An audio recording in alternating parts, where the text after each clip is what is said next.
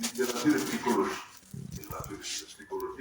La psychologie étant la science sociale qui a plus intéressé les psychologues, la psychologie.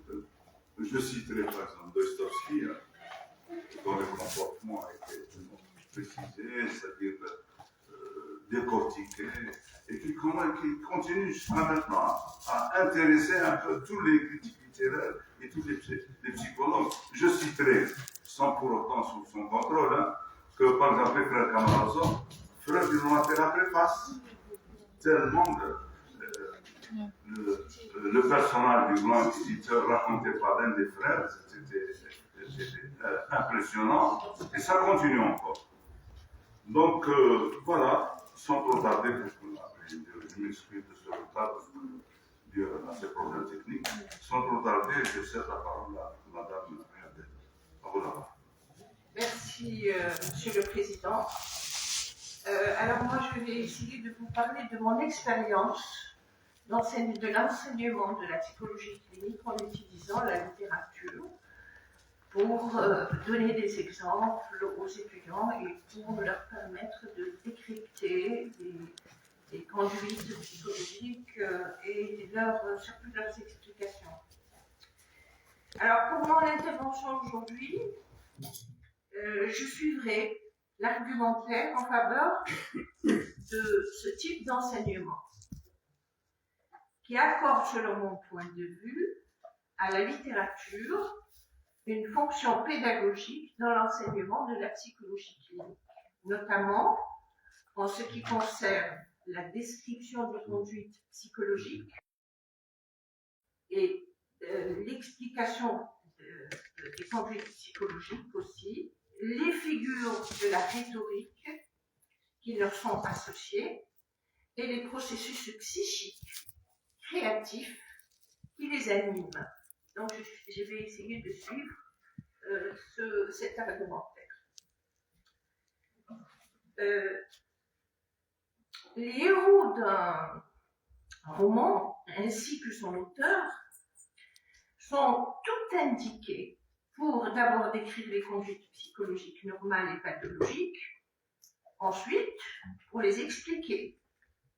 Des explications ne peuvent pas émaner que d'esprit. Préparer théoriquement, c'est-à-dire qu'il faut que les personnes qui lisent et qui essayent d'expliquer ce qu'il y a dans ces descriptions-là, il faut qu'ils soient préparés théoriquement. Alors, les approches freudiennes et lacaniennes se complètent en ce sens que, s'appuyant toutes les deux sur le langage, celle de Freud est considérée comme une application de la psychanalyse, tandis que celle de Lacan est une application de la littérature à la psychanalyse. Tous les textes proposés aux étudiants, c'était en 1984 que j'ai commencé en tant qu'assistante, jeune assistante, à enseigner le TD de psychopathologie. J'ai commencé donc en 1984 en proposant des textes aux étudiants. Donc tous les textes proposés aux étudiants comportent des personnages mis en scène par un auteur. Il s'agit par exemple de lire le roman de Madame Bovary et de relever chez Emma et Charles ce qui les individualise. Deux personnalités très différentes, Emma passionnée et Charles sans passion aucune. Tous deux ont été élevés différemment. Quoique se rapprochant de celle de Charles, l'éducation de l'auteur rejoint celle d'Emma dans son désir de se libérer des contraintes sociales pour réaliser ses passions les plus folles. Les conduites psychologiques décrites, confrontées aux données biographiques des deux protagonistes de l'histoire et celles aussi de l'auteur, expliquent le suicide à l'arsenic d'Emma. La passion débridée et de surcroît insatisfaite Emma peuvent attester de l'hystérie. Cependant, la démesure dans les dépenses excessives jusqu'à ruiner la famille constitue une défense contre la dépression. C'est, dit-on, le bovarisme, une forme d'hystérie. Les étudiants y repèrent aussi les conduites psychologiques qui précèdent le passage à l'acte suicidaire. De même, Miguel Cervantes, lui-même aventurier, décrit dans Don Quichotte un personnel à l'idéal démesuré, mais délirant avec des hallucinations, voyant par exemple dans les auberges des châteaux, dans les moulins à vent des monstres et dans les paysages des princesses, dans sa Dulcinée. Cependant, la fin de Don Quichotte n'est pas aussi dramatique que celle d'Emma Bovary. Sa défaite par le chevalier de la Blanche Luge, ainsi que Sancho, le curé de Barbier, constituèrent pour lui un milieu favorable à sa guérison. Délire de grandeur et bovarisme caractérisent alors Don Quichotte, ce qui alimente avec les étudiants une discussion sur le diagnostic différentiel en s'appuyant sur la méthode adoptée par Freud dans Délire et rêve dans la Gradiva de Jensen. Émile Zola, dans l'Assommoir, en 1879, décrit entre autres les troubles de l'ouvrier Zenger Coupeau. Ces troubles ne sont autres que le syndrome du délirium tremens.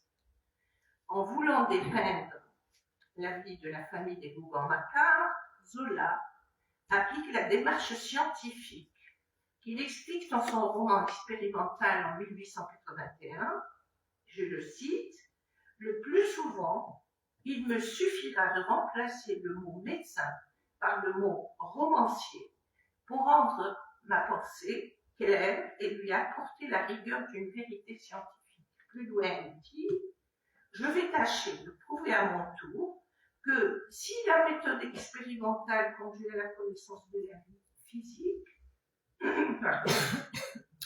elle doit conduire aussi à la connaissance de la vie passionnelle et intellectuelle. Ces dernières sont plus soumises à une causalité épigénétique que génétique en référence aux différents cadrages socioculturels, comme mentionné dans mon travail sur la résilience en 2010. L'Assommoir de Zola constitue en effet un plaidoyer surtout de l'incidence de la pauvreté et de la carence affective sur les troubles psychopathologiques mis en cause dans les méta-analyses. Cependant, les étudiants ne doivent pas se limiter à la description des faits et des émotions des personnages du roman. Ils doivent aussi tenir compte des modalités discursives. Tout récit comporte un contenu manifeste et un contenu latent, utile pour débusquer dans le roman le sens de la psychopathologie des personnages, les mots d'esprit et les néologismes en sont des exemples édifiants. Donc, pour tout ce qui concerne les aspects linguistiques, on va les analyser à partir, comme je l'ai annoncé précédemment, de la théorie de Freud, de la théorie psychanalytique d'une manière générale, mais surtout celle de Freud et de Lacan.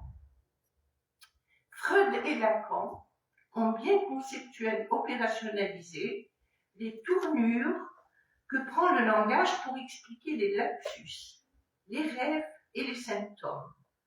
Dans le Witz, c'est un mot allemand qui veut dire mot d'esprit, tel, familionnaire, et là j'aurais voulu avoir les slides pour vous montrer comment est composé le mot. Pardon? Les hommes, ils défient pas. Ah! Et Non, très bien, bien. C'est ça? S'il y a quelqu'un qui peut rester un moment ici, D'accord. parce que je vais passer. Donc voilà, très bien. Merci, Thaïs. Telle familionnaire, c'est une condensation de deux mots, comme vous le voyez, familière et millionnaire.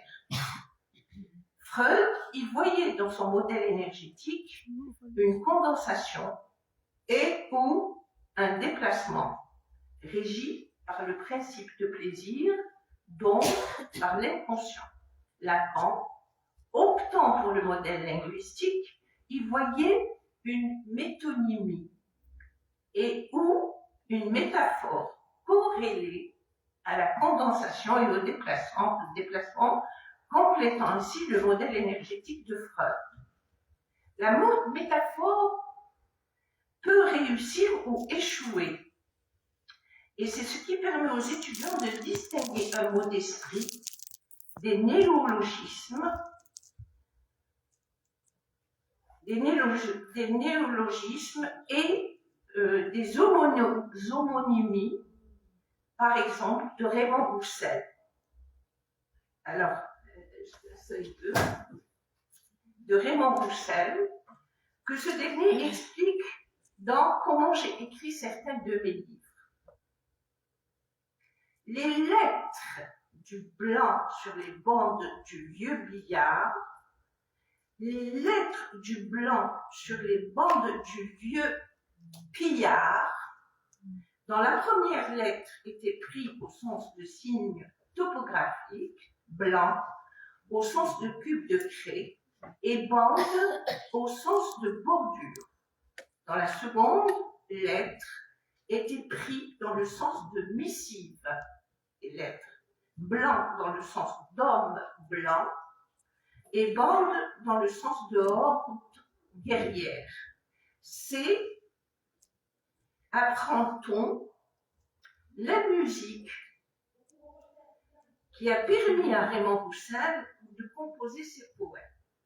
En 1970, paraît un livre qui s'appelle Le schizo et langue, la phonétique chez les psychotiques, esquisse d'un étudiant de langue schizophrénique de Louis Wolfson, un texte autobiographique écrit à la troisième personne en langue française. L'auteur américain, schizophrène depuis le jeune âge, se bouchait les oreilles quand sa mère parlait. Son autobiographie, de 268 pages, éditée par Gallimard dans la collection Connaissance de l'inconscient, comporte une infinité de néologismes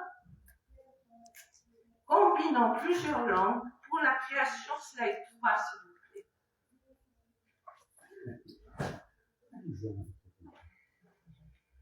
plaît. Combinant plusieurs langues pour la création de la langue schizophrénique. Pour rendre supportable la langue maternelle chez ce schizophrène, Wolfson, par exemple, emprunte au mot allemand Manner, on le voit sur le slide, qui veut dire homme, sa terminaison ER pour créer le mot meneur. Men, pluriel de men en anglais, et ER, la terminaison du mot allemand. Par ce procédé, la langue schizophrénique utilise donc le mot meneur au lieu de men. Tout comme Raymond Roussel, il visait la création d'une nouvelle rhétorique, mais à travers son autobiographie, il ne réussit ni une œuvre littéraire, ni un ouvrage scientifique. En revanche, conclut Michel Foucault, jamais la psychologie, je le cite Michel Foucault, donc, jamais la psychologie ne pourra dire la vérité sur la folie, puisque c'est la folie qui détient la vérité de la psychologie. D'où l'intérêt pour les étudiants de lire et d'analyser les autopathographies, c'est-à-dire les récits de l'expérience de la maladie mental par un patient. En l'occurrence, comme on le voit pour Louis Wolfson, quand il a écrit son autobiographie, où il essayait justement de nous montrer comment il a créé cette langue avec supportable à ses oreilles. Et aussi, nous avons un exemple d'une analyse scientifique qui a été faite par Freud sur le mémoire d'un néphropathe, présenté par Freud comme illustration de la psychose dans son livre Les 5 psychanalyses. Les procédés de Raymond Roussel et de Louis Wolfson diffèrent, pris en ce sens qu'ils témoignent d'une métaphore ou de néologisme non abouti ou manqué. À ce propos, je donne aux étudiants un exemple clinique de l'émergence de ces procédés chez l'enfant. Alors, je dis aux étudiants, donc, présentation du Cacuni, je reçois un garçon de 4 ans, accompagné de sa mère qui s'inquiète de la probable dyslexie de son enfant. Son fils utilise des mots incompréhensibles, dit-elle. Elle me donne l'exemple du mot « go away ». Slide prochain, 4, s'il vous plaît. Merci. Le mot « go away », qu'il utilise à la place de l'ego. Ce mot incompréhensible a provoqué en moi d'abord un plaisir.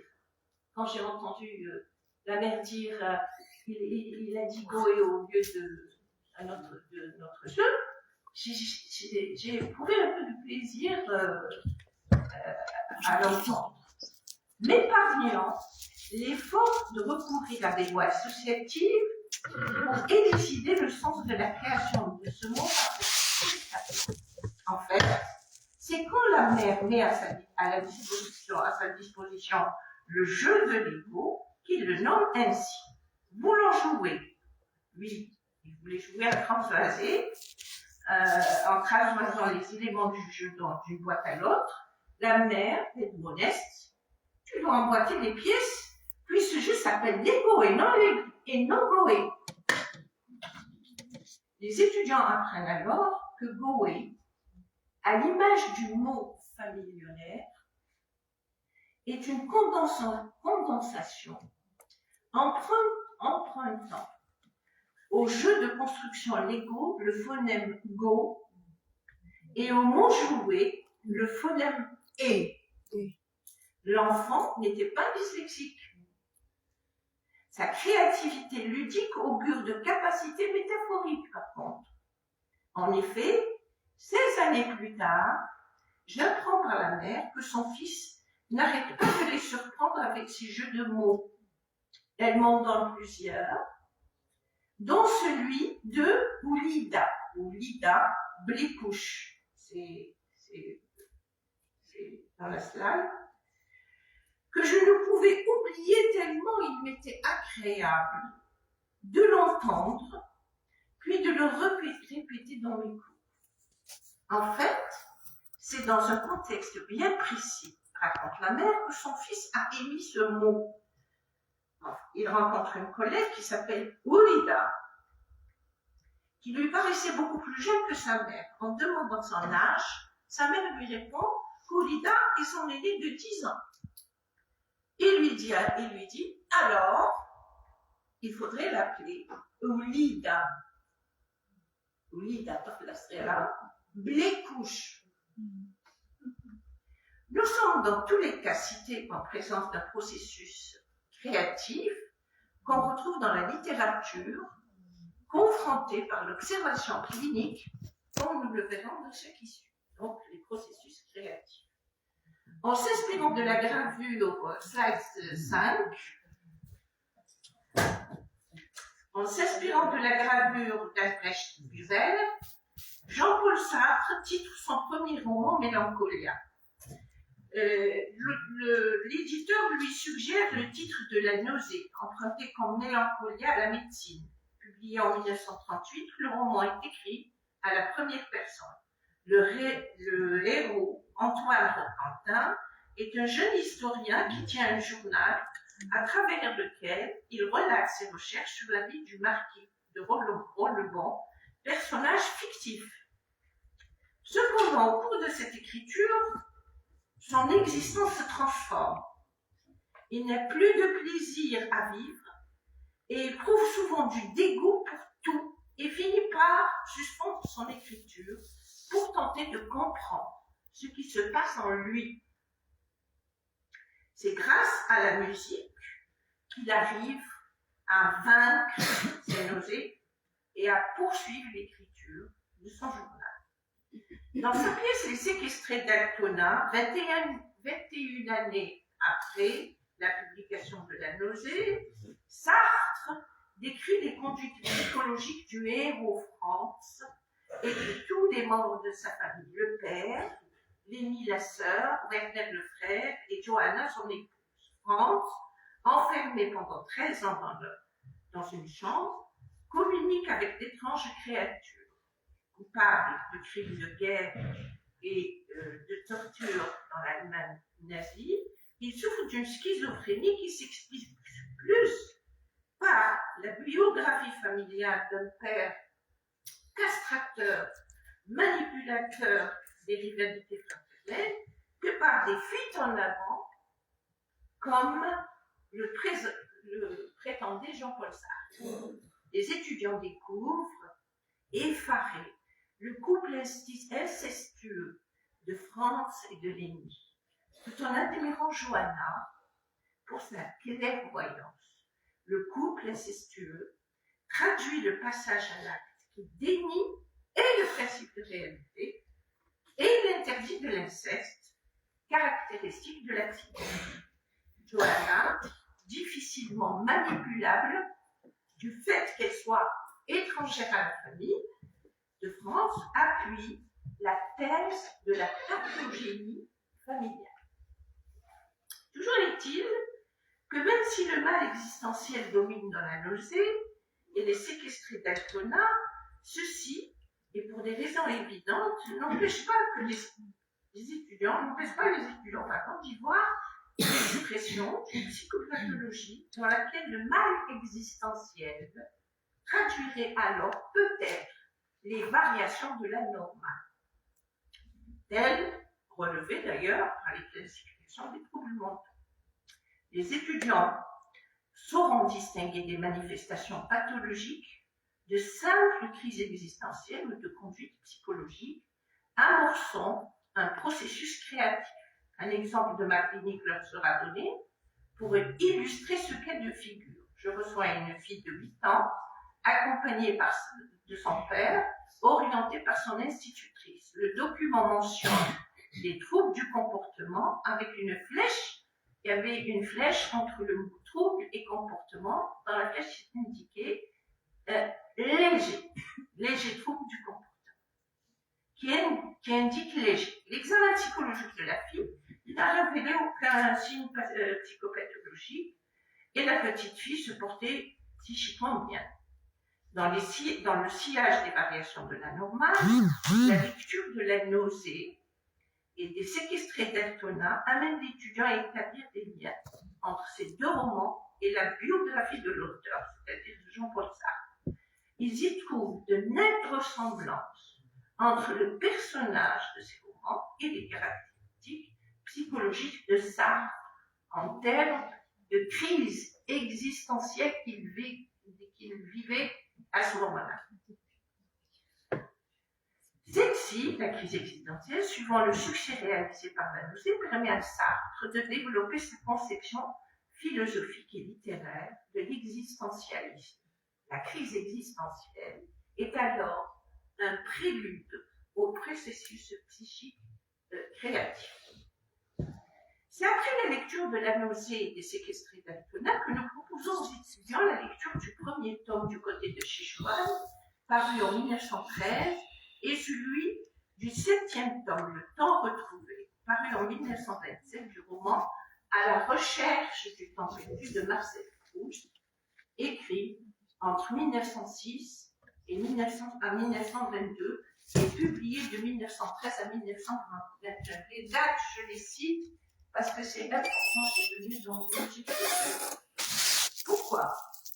Tout simplement parce que c'est à travers ces deux choses que les étudiants découvrent les conduites psychologiques concrètes, externes et internes qui préludent et accompagnent les processus de création.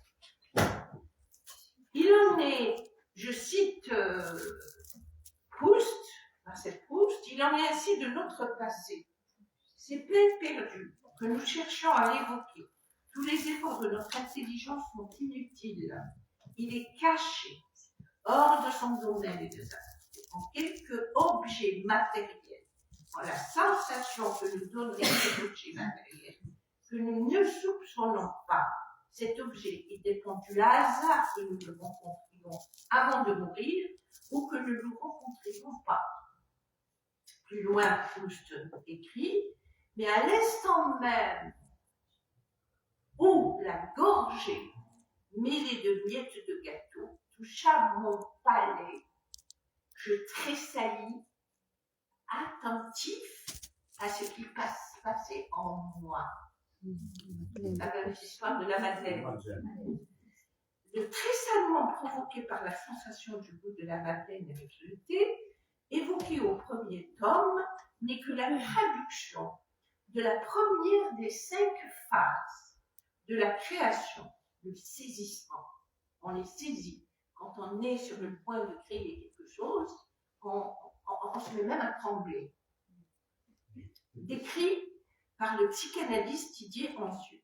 Les 4 autres phases étant la prise de conscience de représentation psychique inconsciente, la matérialisation de l'œuvre, c'est-à-dire on va faire de la peinture ou on va créer autre chose, sa composition et sa production au dehors. Toutefois, la création caractérise la nouveauté et l'acceptation du public initié. Sinon, on parlera plus de processus de créativité et non de création dont sont doués tous les êtres humains. À la suite de ces fortes émotions, Proust retrouve avec peine ses souvenirs qui lui ont permis malgré tout l'écriture du dernier tome, Le Temps retrouvé, publié posthume en 1927. Et je le cite, comme au moment, il nous parle du tome 1, comme au moment où je goûtais la Madeleine, toute inquiétude sur l'avenir, mais maintenant ça a évolué, toute inquiétude sur l'avenir, tout doute intellectuel était dissipé, ceux qui m'assaillaient tout à l'heure au sujet de la réalité de mes dons littéraires et même de la réalité de la littérature se trouvaient levés comme par enchantement.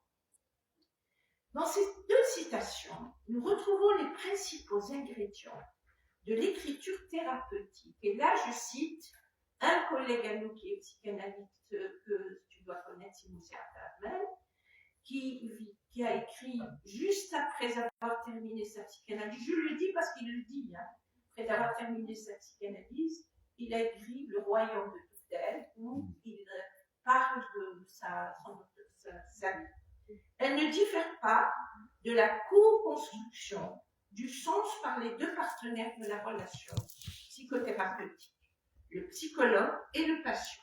En effet, il s'agit d'accorder une attention soutenue au sensoriel, la musique, le goût de la Madeleine.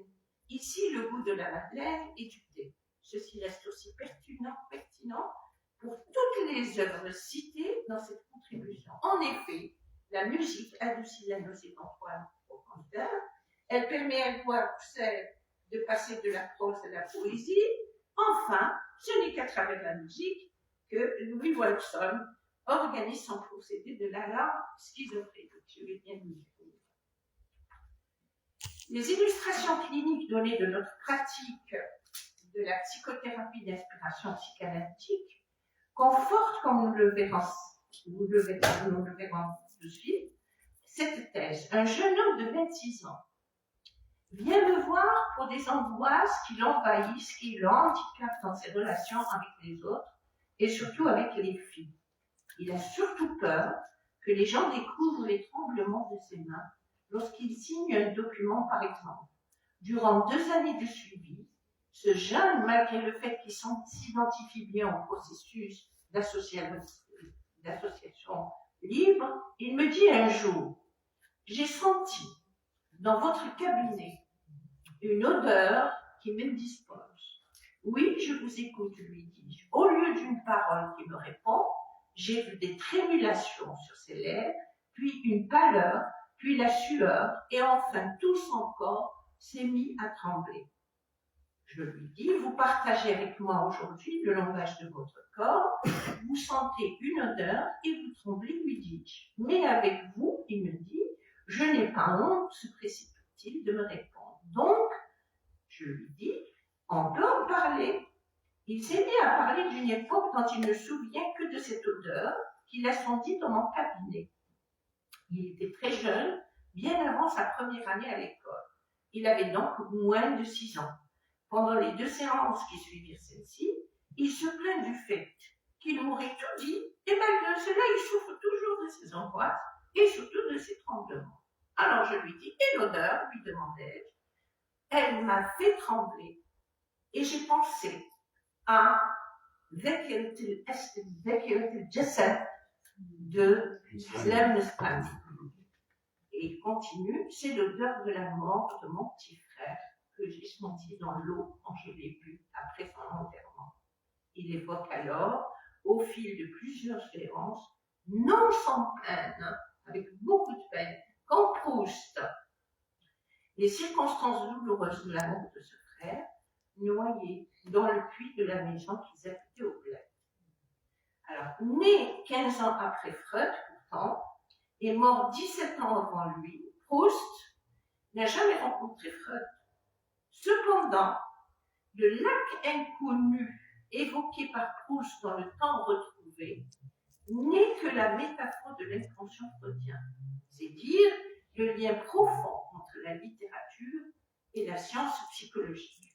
À l'image du narrateur du côté de Sichuan, puis du temps retrouvé, mon patient peut recouvrer ses souvenirs qui expliquent l'origine de ces tremblements. La recréation.